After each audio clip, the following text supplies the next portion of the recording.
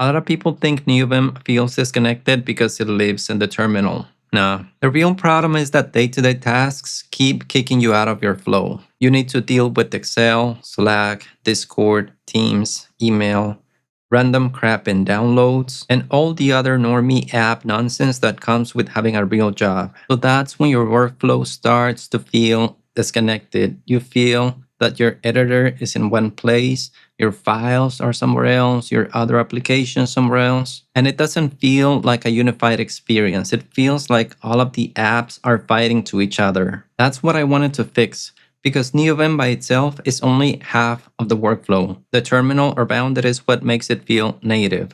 So in this video, I'm going to show you the workflow I use so Neovim feels connected to the rest of the system, not like an isolated app in its own world.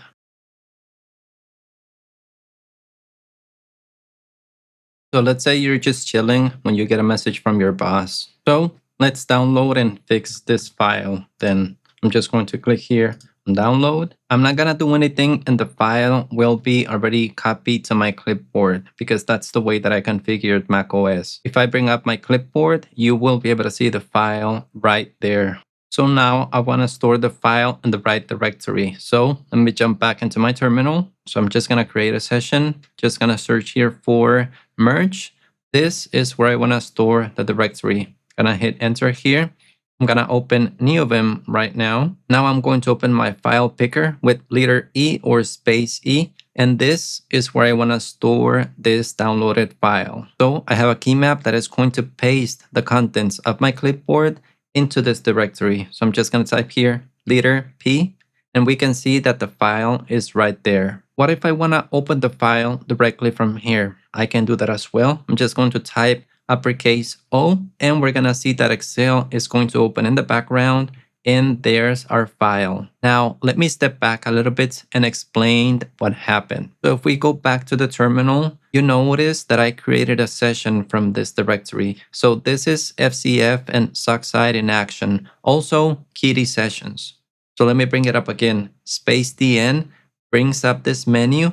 What if I want to create a session out of one of these directories that I visit all the time? I can do it. So just to give you an example, let's go to the YouTube directory. Just gonna type that, gonna hit enter there, and it takes me right there. This is a session, so I can navigate between the different sessions that I have open. Let me list all of them with this other key map, and you can see them right there. Okay, so this is the one that I'm on. This is the previous session, so I can switch between them really easily. If you don't understand sessions, don't worry about it. We'll get into that in a little while. And in case you're wondering as well, what is zoxide? Is basically just the smarter way to jump between the places or directories that you use a lot. That's it. So now let's say that we need to copy this report to a completely different directory, different project. So what you need to keep in mind is that we're going to copy this file from this directory to a completely different one using the system clipboard and Neovim, of course. So the file is still in my clipboard. It's right here. But what happens if I delete it from my clipboard? It's fine. Let me do that right now. And I just deleted that file. Okay, let me exit out of my clipboard.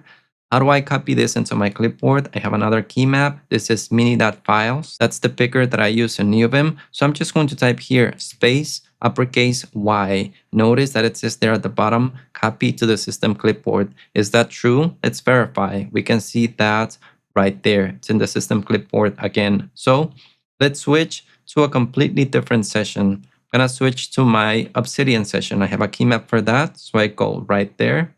We're in Neovim here as well. Let me bring up my file picker, and I'm going to store this in a new directory, 551 merge. Okay, so let me create that right here, 551 merge. This is a directory. So let me hit escape here. I'm going to sync the changes. I'm going to type Y so the directory is created. Now that the directory is created, I'm going to go right here. I'm just going to create an empty file in here because it doesn't like it when I paste like that. Now that I have it, I'm just going to type space P, and the file was copied to this other directory. Now, just a little disclaimer. The interaction that you see between Neovim and my system clipboard using the mini.files picker is not something native. That's something that I implemented. That's just a custom feature, let's say, just so you keep it in mind. Now, what is something common that you also need to do with files? You need to rename them. Okay, so let me just rename this. I'm just going to remove this here at the end, and I'm just going to append correct it. Okay, so I'm just going to hit escape here, S to sync the changes, and I'm just going to type Y to save. But what if now I want to move this file to a different directory inside this folder that I'm on? So I want to create a directory called April, and I'm going to create another one here called fixed. Okay, so slash at the end makes it a directory. Gonna hit escape, S to sync, Y. I'm going to delete this file from here, and I'm going to paste it in here. Sync the changes, and we're there. The file has been moved. Let's now edit the file. Remember, uppercase O is gonna open it in the system application, which in my case is Excel. So we have the file right there. So let's just quickly edit the file. Just gonna type something in here. Go and get your merge now. Become a Lord. Okay, there we go. Let's save this file. Command S. So like you saw, I'm not trying to edit an Excel file in Neovim. It doesn't make sense. I still want to use Excel from time to time because it's a tool that you actually have to use sometimes at work, and there's no way around that. But I just want the workflow around Excel and these other apps to not feel too disconnected. So let's go back to our terminal. Let's see what we have in our clipboard. We have this text here, okay? What if we want to copy this file to our clipboard again? Remember, space, uppercase Y. The file is in our clipboard. How can we confirm that? Because it's right there. And how can we share this file with our boss, for example? Let's switch back to our browser. Let's go here and let's just paste it. And it's right there.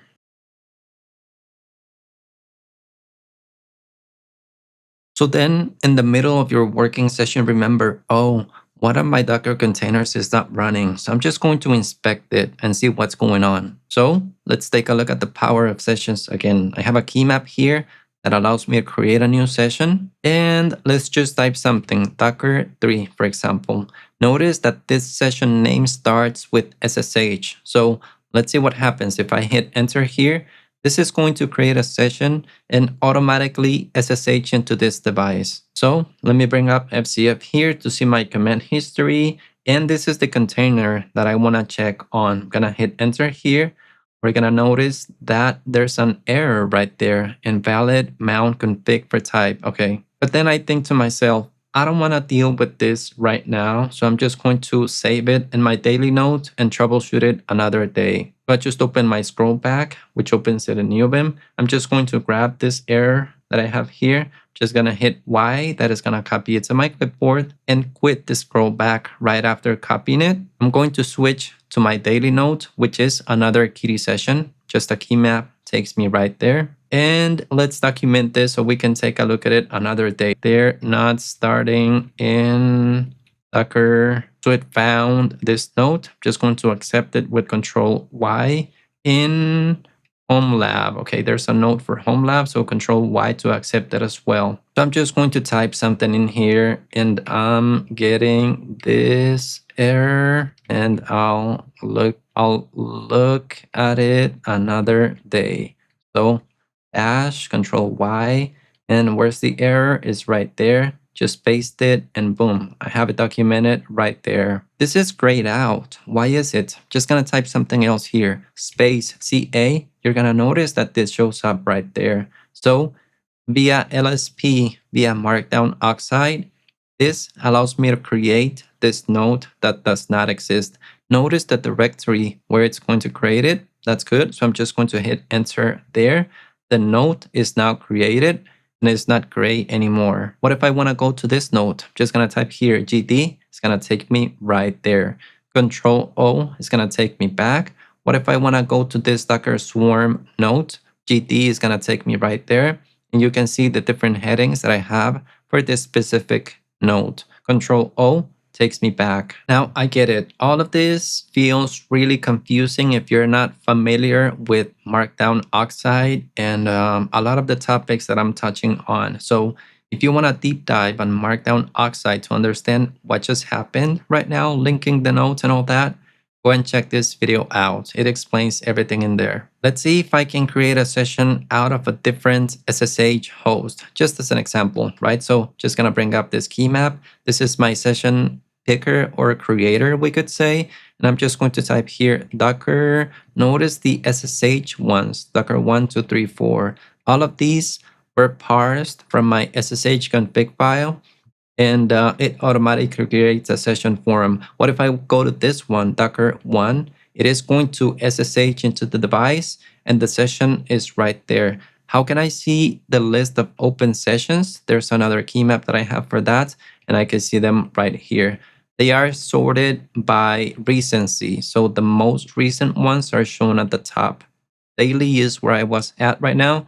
This is where I was previously. So I'm just going to hit enter here to go back to this one. If I want to go to my daily real quick, I'm right there. What if I want to go to my Obsidian session? I'm right there. Just a single key map. What if I want to go to my reports? Let's see, where is that one? It's open already. This one, merge Linkarzu. Here's the file that I originally downloaded.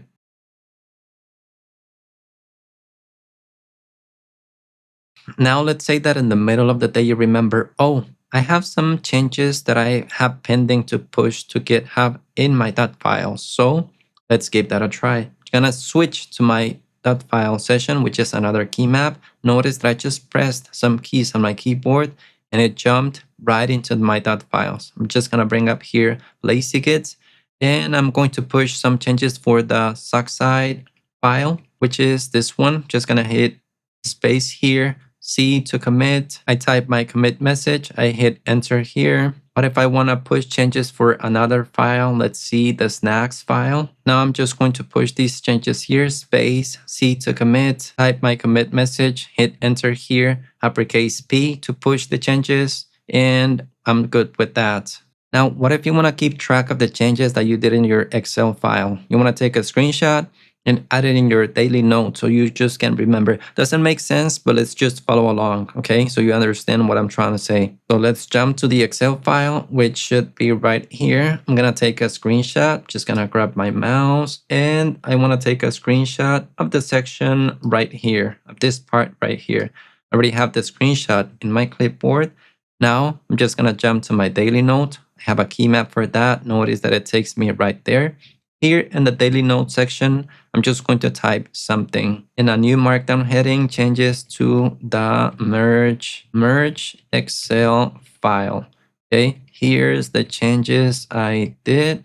And I have a key map that is going to paste the image that I have in my clipboard automatically in the AVIF format. So in my case, that happens with Alt A. So if I type that right now, notice that it automatically pasted the image in the AVIF format. I didn't do anything. It just pasted it in this format for me. Where did it store the image? I have Neovim configured so that it automatically creates this directory and puts the image there. You can use whatever format you want. AVIF, I just use that because it doesn't occupy too much space. Can I preview this image from this Neovim picker?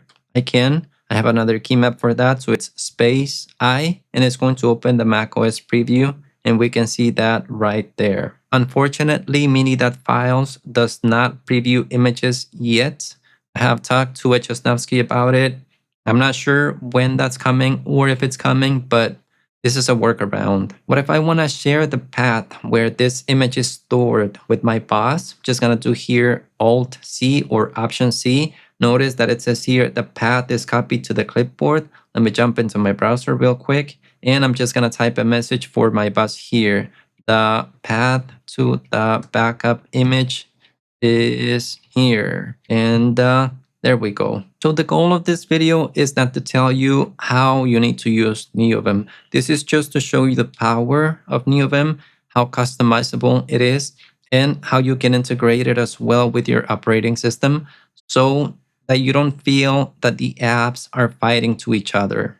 This is just to give you ideas so that you can implement on your own way on your system. If you have questions, if this is not clear, I live stream some Sundays, so you can join and ask there. I also want to give a massive thank to my CEO YouTube member, Web23, web23.com. Really appreciate it. Roman, you can check out my boy at web23.com. Remember, if you want to support me, you can become a member as well. And hope this video was useful, and I'll see you in the next one.